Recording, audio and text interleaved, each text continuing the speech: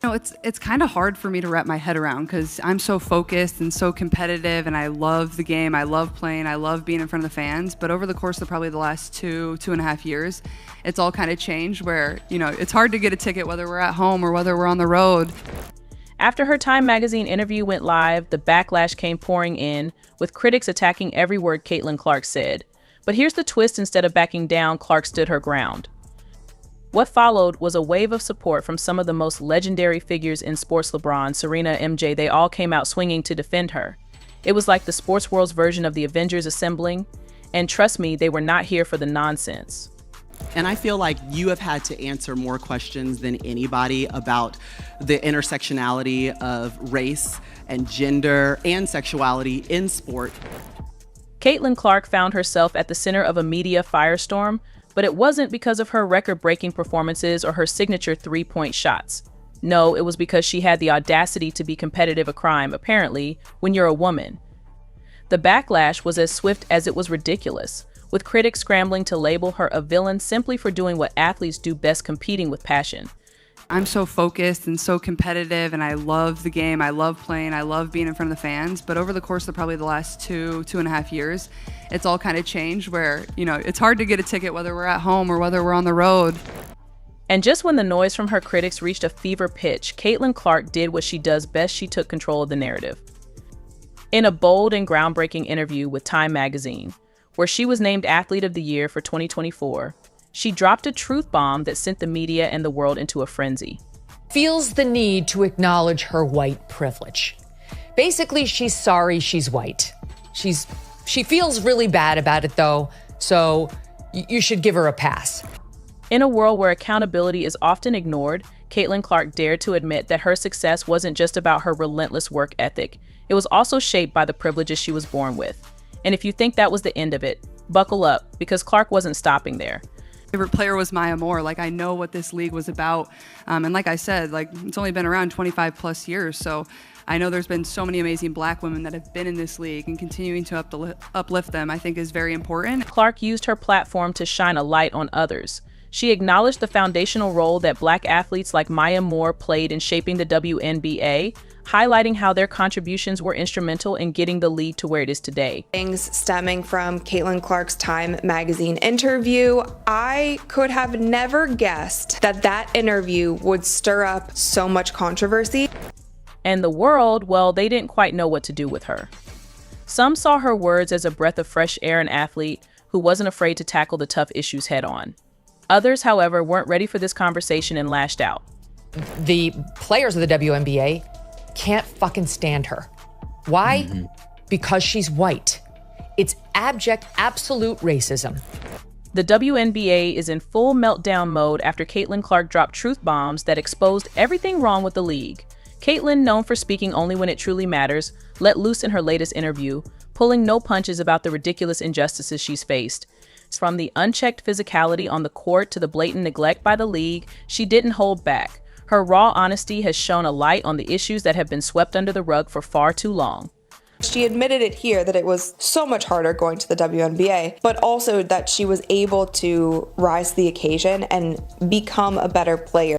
She didn't hold back, admitting that it was so much harder transitioning to the WNBA, but also that she was able to rise to the occasion and become a better player despite the brutality and chaos. Caitlin stayed strong, not for the WNBA, but for her fans who believe in her and the future of women's basketball. She's the reason people even bother tuning in, proving that women's basketball can be exciting, competitive, and worth every bit of attention. The players of the WNBA can't fucking stand her. Why? Because she's white. It's abject, absolute racism. It's total racism. And now the WNBA is scrambling because they can't handle her courage or honesty. Caitlin didn't just speak her truth, she lit the whole narrative on fire. Her words have exposed the cracks in the system, and now the league is forced to face the reality they've tried to ignore for so long. Cheryl Swoops and others who were clearly distant and dismissive of her, no matter how much they try to deny it, there was resentment towards her. And here's why I said it was stupid. The WNBA just hit a new low, and honestly, I didn't think that was possible at this point. Caitlin Clark, a literal rookie phenom, record-smashing machine, and walking highlight reel, just exposed the league for what it truly is, a circus of incompetence masquerading as professional basketball. This woman rewrote history in her first year, and what does she get in return? A front row seat to the WNBA's masterclass in how to fumble greatness. She still fell victim to being in the middle of all of these controversies. So the fact that she saw some of that and she feels that way kind of sucks. She's not just a player, she's a franchise centerpiece. Losing her would have been catastrophic for their rebuilding efforts. Still, some fans argue that the Fever's decision to leave Bentley unprotected was a mistake. After all, she's a reliable contributor who brings experience and toughness to the court. For the Valkyries, the draft was an opportunity to make a statement not just to the league, but to their future fans. By passing on high-profile players like Caitlin Clark, they signaled their intent to build a team based on depth, teamwork, and strategic planning. This approach may not generate immediate buzz, but it sets the foundation for sustainable success. Of course, not everyone agrees with this strategy. Some critics believe the Valkyries missed an opportunity to draft a generational talent. Caitlin Clark's ability to draw fans and elevate her teammates makes her a rare commodity in the WNBA.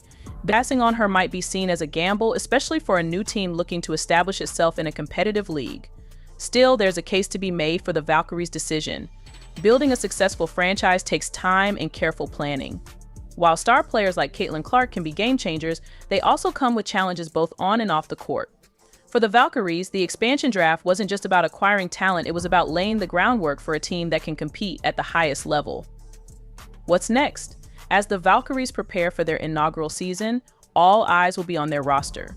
Will their strategic approach pay off, or will they regret passing on players like Caitlin Clark? Just sick that we had lost so many games, and also feeling like we were better than that. As the season progressed, Clark's game evolved.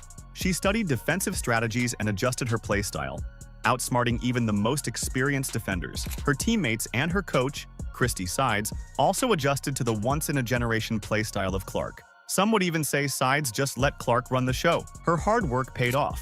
Clark was named Rookie of the Year and first-team All-WNBA, breaking 62 records along the way and proving she could excel among the pros.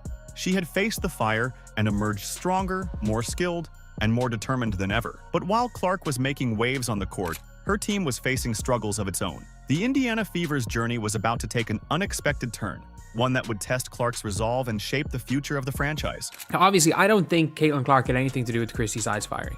I think Christy Sides' inability to coach basketball had everything to do with her firing, and I mean that. I think the reason why Christy Sides got fired is because she's not a very good basketball coach. And I think that if you put in any sort of competent basketball mind, you can tell she's not a very... You don't know how to use Caitlin Clark's strengths. You don't know how to play to her weaknesses. You don't know how to draw up a simple out-of-bounds play. You don't know how to calm down muddy waters. You don't know how to call a timeout and relax everybody's emotions. You don't know how to talk to the referees. All you know how to do is wave your arms and defensive slide on the sidelines. And Christy Sides, I'm tired of seeing it every single... The answer might not come immediately, but one thing is certain: this decision will be scrutinized. The Valkyries' decision to pass on Caitlin Clark, while their choice might seem baffling on the surface, is essential to understand within the bigger picture.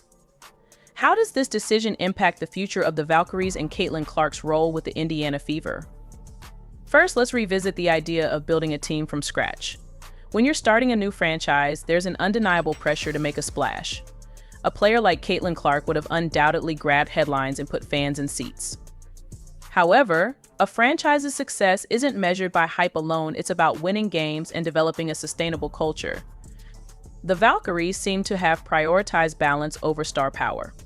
One aspect of this decision revolves around Caitlin Clark's fit within a brand new system. Clark is known for her dynamic, high-energy style of play. She's a high-usage player who thrives in systems designed to showcase her individual talents. However, for a new team like the Valkyries, drafting a player of Clark's caliber could have led to a lopsided roster. The team might have been tempted to build entirely around her, potentially sacrificing depth and versatility in the process. On the flip side, there's no denying the risks involved in bypassing a star like Clark. Historically, teams that secure elite talent in their early years often set themselves up for long-term success. Clark's ability to draw double teams, stretch defenses, and control the pace of a game makes her a generational talent. By passing on her, the Valkyries could be gambling on their ability to find comparable talent in the future, a risk that might not pay off. Was number one last night, but for her rookie season, she's only making $76,000. I say only, but that's just in comparison to other NBA players and WNBA players. What does that say about the pay gap? Let's also talk about the role of protected players in the expansion draft. As mentioned earlier, the Indiana Fever protected Caitlin Clark, ensuring she wouldn't be available for selection. This move was a no-brainer for the Fever. Clark is not just a key player for their team. Let's talk numbers, because Caitlin Clark isn't just good, she's legendary. 6 rookie records in points and assists? Check. 4 franchise records? Check. 19 assists in 1 game, shattering the league's previous record. Absolutely, and just casually crowned Time Magazine's Athlete of the Year for 2024. But sure, let's treat her like she's just another player in the lineup, because apparently that's how the WNBA rolls. Wilson, a 2-time league champion and now 3-time WNBA MVP, told the Associated Press she thought Clark's race was a huge contributor to her popularity. It doesn't matter what we all do as Black women, we're still going to be swept underneath the rug. That's why it boils my blood when people say it's not about race, because it is. In her jaw-dropping Time Magazine interview, Caitlin finally let loose about the nonsense she's been dealing with. Let me paint the picture for you: Olympic snubs, unchecked physical aggression on the court, and a league that seems to thrive on media chaos instead of actual basketball. It's like the WNBA is allergic to success.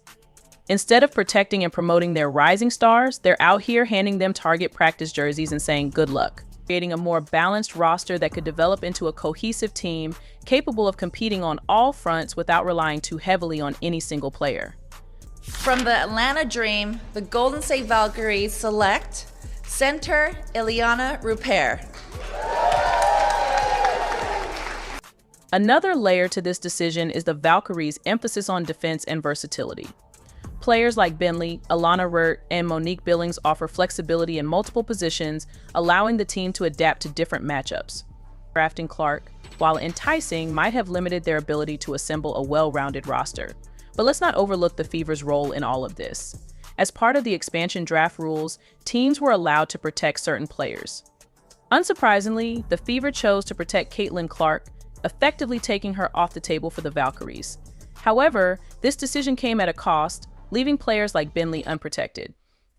For the Fever, this was a calculated risk. They prioritized securing their star player, knowing that losing others could be a necessary sacrifice.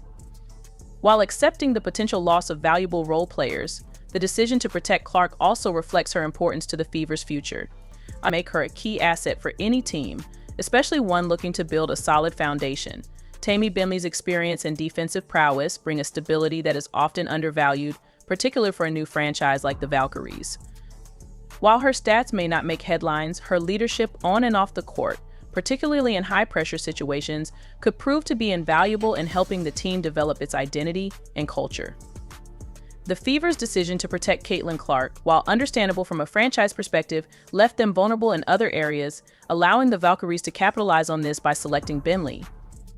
It's a classic case of balancing risk and reward, where the Fever had to secure their star player while also potentially sacrificing depth. For the Valkyries, however, picking up a seasoned player like Bentley could help lay the groundwork for a more well-rounded, competitive team as they build towards future success, with the right supporting cast. While Caitlin Clark undoubtedly has the talent to elevate her teammates, the Fever's success will depend on how effectively they build around her. The pressure on Clark to carry the team could be overwhelming without complementary players who can contribute in key areas like defense, playmaking, and rebounding. For the Fever, maintaining balance will be crucial to their long-term success. As a transformative figure, Clark will likely draw attention, increase merchandise sales, and boost fan engagement, but if the Fever focus too much on making her the centerpiece, it could create issues with roster depth and team chemistry. The challenge will be finding a way to maximize her strengths while building a well-rounded team that can compete at a high level. On the other hand, the Valkyries' decision to focus on versatility and balance might not immediately capture the spotlight, but it could prove to be a more sustainable approach. Their long-term vision involves creating a cohesive and adaptable team, which could give them an advantage in the future. However, the absence of a marquee player like Clark may hinder their ability to gain the kind of attention and fan base needed to thrive in the competitive WNBA environment. The financial implications of building a team are significant, especially for a new franchise like the Valkyries. While the Fever might rely on the revenue generated by Clark's star power to offset some of the costs, the Valkyries' strategy of focusing on versatile role players could help them manage their salary cap more effectively in the long run. By not investing heavily in one high-profile player, the Valkyries can allocate their resources to building depth and strengthening various positions, which is critical for team sustainability. This financial approach also allows the Valkyries to be more flexible with their roster in the future. If they decide to bring in star players later on, they will have the financial flexibility to make those moves without compromising their overall team structure.